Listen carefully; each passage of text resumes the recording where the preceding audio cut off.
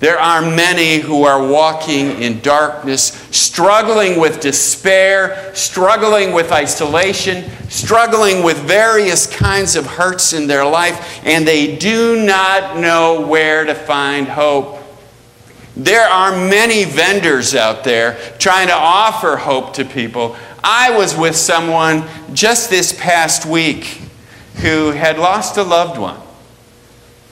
And in that conversation, as we were talking together, he said, "Do you really believe, now that my loved one has died, do you really believe that there is life after death?"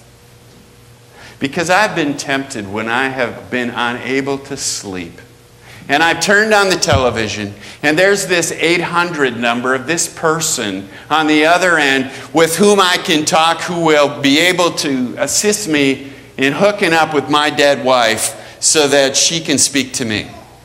Huh? Is that stuff true? He asked me. And I said to him, "What do you think?" And he said, "No, I really think the person's a huckster out there to get my money, but I'd sure love to hear from my wife. Do you believe that the resurrection is true?" What is your answer? What is your answer to people who are wondering about this faith? Because there are many other places people are looking. Some people are turning to try to escape this life by medicating themselves with either medications they themselves have received that they keep asking their doctor to renew that subscription for that pain relief because they don't want to deal with their inner pains inside. Then there's those who search outside and look for illegal drugs to numb themselves, or alcohol to numb the pain within. There are those who want to hide from life, those who are going through the pain of unemployment as it continues to drone on and on and on. For those who have gone through divorce and really question, who am I that this person couldn't even love me? This wasn't the dream of what our relationship is.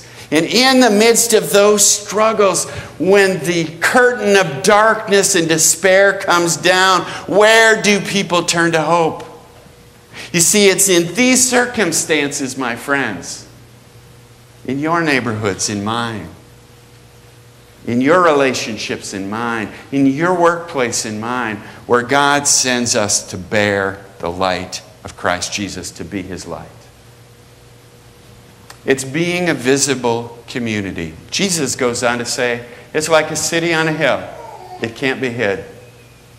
Sometimes as I've come back from Minneapolis visiting my mom in the nursing home, coming back late at night on a Saturday night, and I'm coming across Wisconsin, which has some significant areas where there is not much light, where it's very dark, where you can see the stars at night, if you know what I'm talking about. And you come up to a place like Madison, and you see it in the distance. And on a clear night, you notice how that city's lights begin to shine, don't you?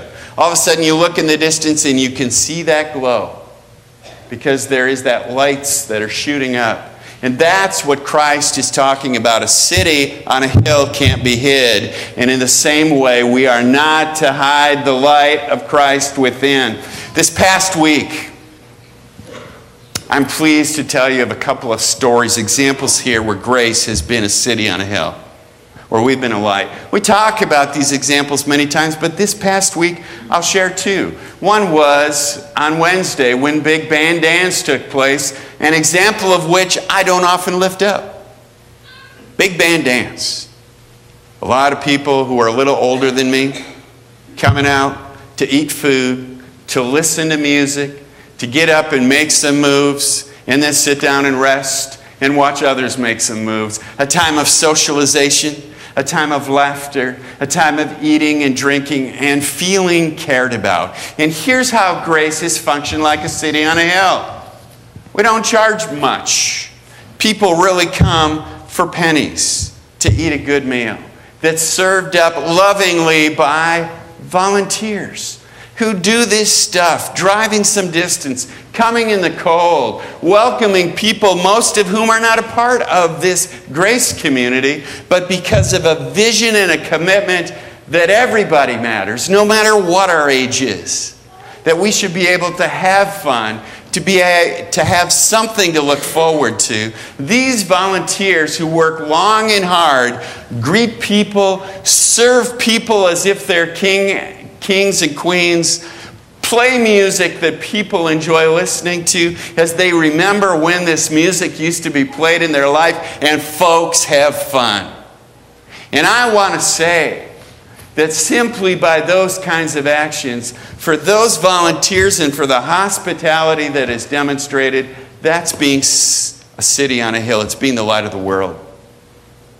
Another example happened this past week when a young 27-year-old man on my block, on Grand Avenue, where I have been meeting our neighbors for 2 years, died from a heroin overdose. And the family is very abundantly open to not want to hide the darkness and the evil of illegal drugs and the fact that they kill. And in this young man's life, who battled with drugs for about 10 years, it was a sad reality. But you know what? In the midst of that time, there was a time where he experienced the power of faith when he was clean down in Oregon.